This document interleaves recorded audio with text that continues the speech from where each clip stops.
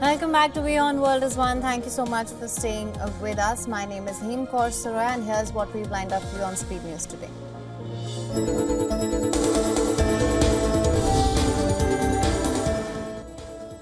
6 people, including 3 children, were killed after a sightseeing helicopter crashed into the Hudson River in New York.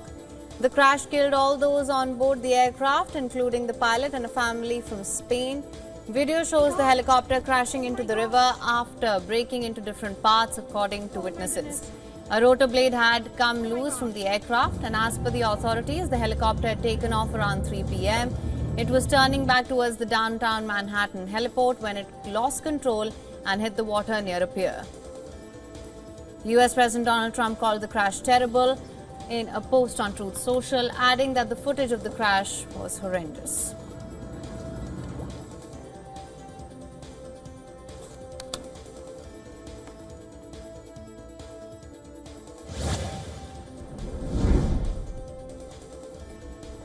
An American Airlines plane carrying several members of Congress was struck on the taxiway by the wingtip of another jet at Washington's Reagan National Airport. The passengers aboard both flights were safely evacuated. The Federal Aviation Administration said that both the aircraft were taxied from the terminal for inspection by the maintenance teams. It also said that it has set up a new management team to oversee traffic control. The FAA further added that it will launch a probe on the incident.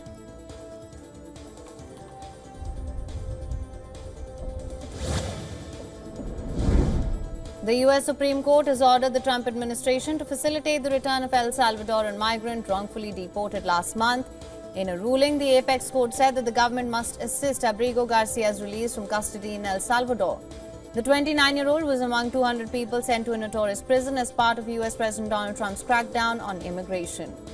Lawyers from the Justice Department also admitted that Garcia was deported due to administrative error.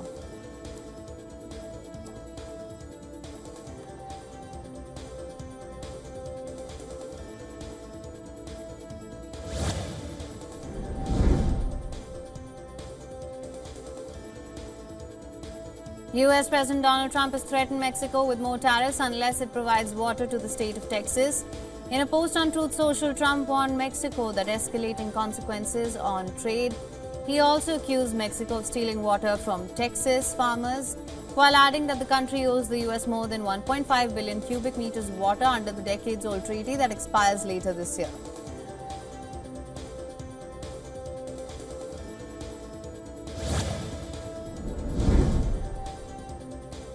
Canadian Prime Minister Mark Carney has warned that of the U.S. of the impact of inflicting maximum pain, while emphasizing his commitment to buttressing U.S. tariffs with retaliatory measures. During his address to the rally, Carney said that the measures will be aimed at minimizing impact on Canada. He further assured security to Canadian workers and businesses. Following this, supporters at the rally expressed confidence in the Prime Minister's leadership.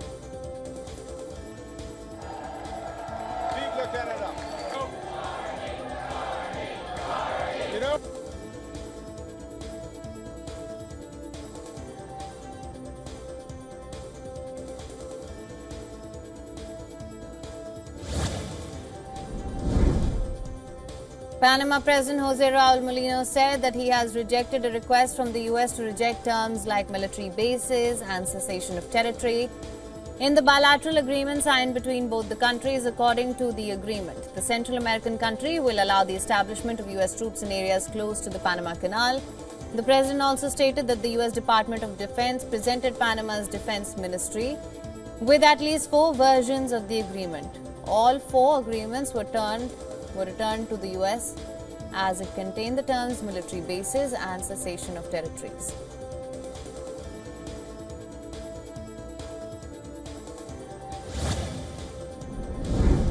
Venezuela has demanded the U.S. send more women and children after a repatriation flight carrying 178 deportees landed in Simon Bolivar International Airport in La Guaira.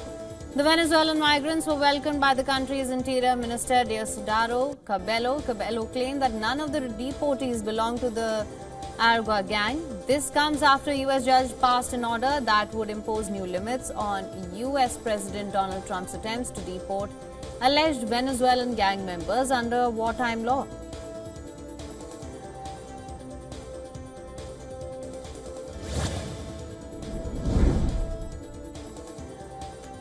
Iran and the US are raising stakes ahead of key talks in Oman, with Iran considering proposing an interim nuclear deal before pursuing negotiations.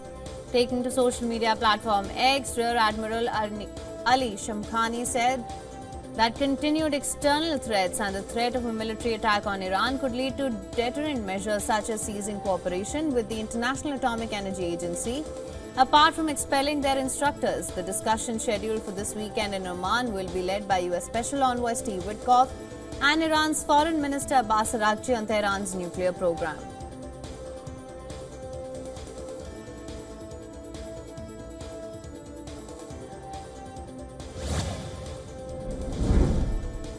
The Israeli Defense Forces said that around 11 militants involved in the October 7th massacre have been killed in March 2025. The IDF revealed the pictures of the deceased militants in a post on social media platform X.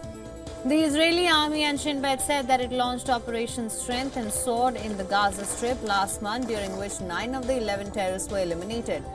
The militants were accused of murdering Israeli civilians and also for raiding the Nova Music Festival, where several Israelis were taken hostage.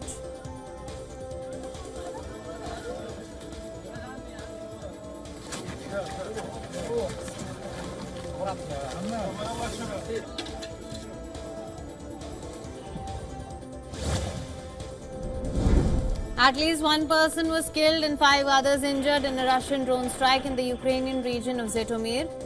A Russian drone struck an apartment building in Zhytomyr region west of Kyiv. Reports have quoted residents saying that the attack struck the town of Ozern, the site of a major military airfield. Ukrainian President Volodymyr Zelensky has said that Kharkiv, Donetsk, Zaporizhia and Mykolaiv were also among the regions hit. He said in his nightly address that Russia is ignoring diplomacy and using its contacts with the world solely to serve its own interests, not to end the war.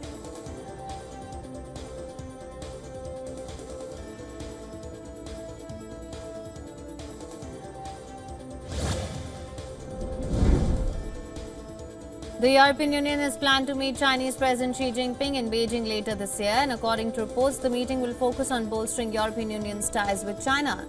During a call between EU Trade Chief Marko Sefcovic and Chinese Premier Li Qiang, the two agreed upon starting negotiations to start on electric vehicles and also focus on China-EU Automotive Industry Investment Cooperation Summit.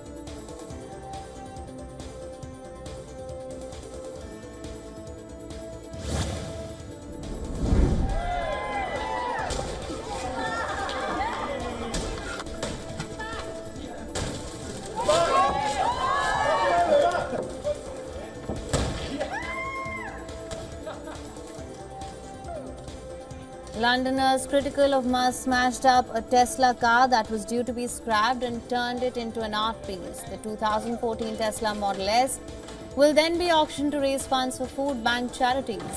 At a public event staged by the group Everyone Hates Elon, participants vented their frustration towards the Tesla owner with a baseball bat and sledgehammers.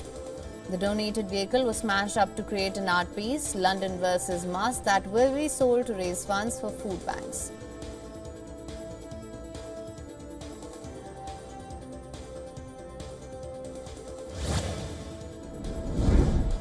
Indian probe agency NIA is questioning Mumbai attack accused Tariff Rana after he was sent to 18-day custody following his extradition from the United States.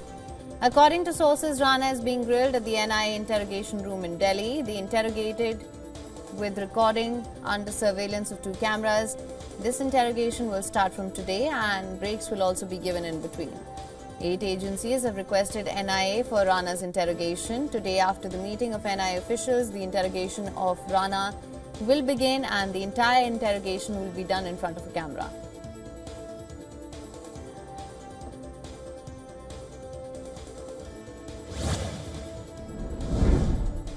Indian President Deportee Murmu was conferred with the doctorate by the Constantine, the Philosopher University in Slovakia. The Indian President is on a 2-day visit to the European country. According to the President's office post on X, the Indian President was honored with a degree in recognition of her work in public service and governance. It also added that Murmu was also honored for her contribution to women's empowerment.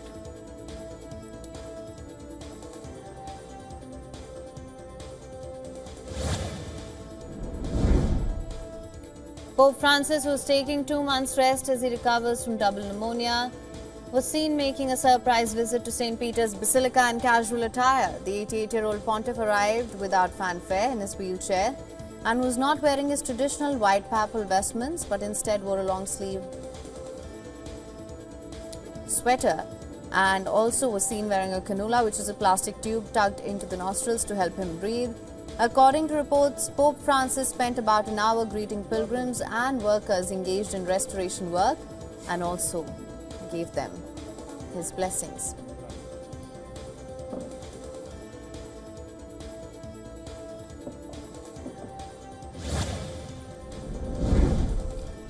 The EU and China have begun talks to explore minimum pricing for Chinese-made electric vehicles, potentially replacing the steep tariffs imposed by Brussels last year. This move follows recent discussions between EU Trade Commissioner and China's Commerce Minister. The idea is to find mutually acceptable alternatives to tariffs known as price undertakings. Although enforcing such a deal on complex products like EVs poses a challenge, German automakers and BDA have welcomed the talks, opposing tariffs that risk escalating trade tensions. The broader backdrop includes tit-for-tat measures, including China's retaliatory tariffs on French cognac amid rising global trade friction.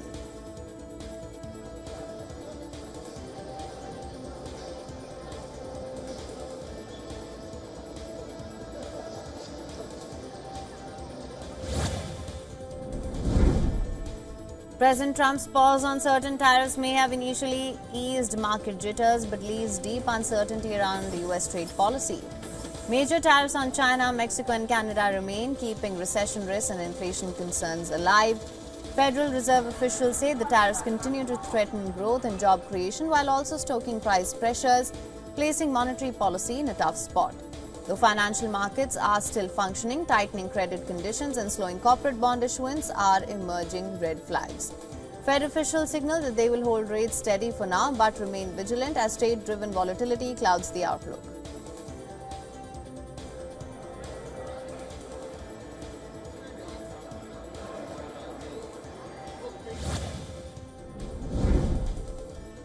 President Trump has signed a bill overturning an IRS rule that extended crypto tax reporting requirements to decentralized finance platforms. The IRS rule, finalized under the Biden administration, classified platforms as brokers under the 2021 infrastructure law. Critics argued the rule was unworkable as DEFI platforms lack access to user identities. Both chambers of Congress voted to repeal it in March, and this move aligns with Trump's broader push to position himself as a pro-crypto leader, having already launched a crypto working group and ordered a federal Bitcoin reserve.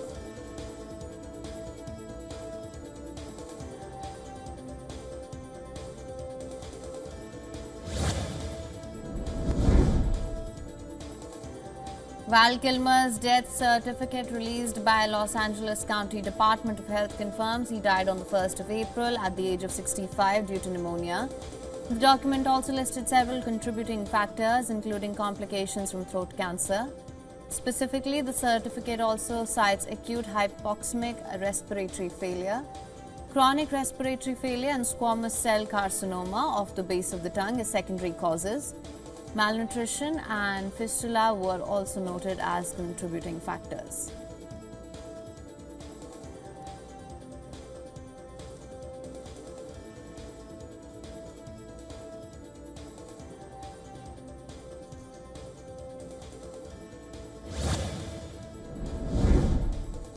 Family, friends and fans gathered to bid final farewell to beloved Dominican star Ruby Perez in a ceremony filled with music, tears and white balloons soaring skyward.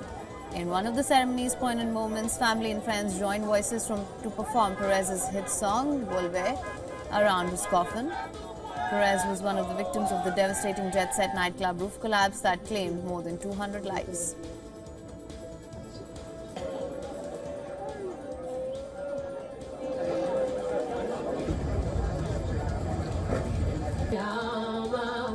Te ama, y el pacto que nuestros padres hicieron.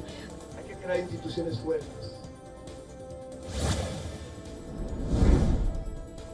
LA jury found rapper Soulja Boy liable for sexually assaulting and abusing his former assistant. The jury awarded her over $4 million in damages. The verdict was delivered after a 3-week trial in California. The plaintiff, who remains unnamed, alleged pattern of physical, sexual and emotional abuse during her time working for Soulja Boy. I actually featured on the song as well. Soulja Boy, tell him, sad saying, cut.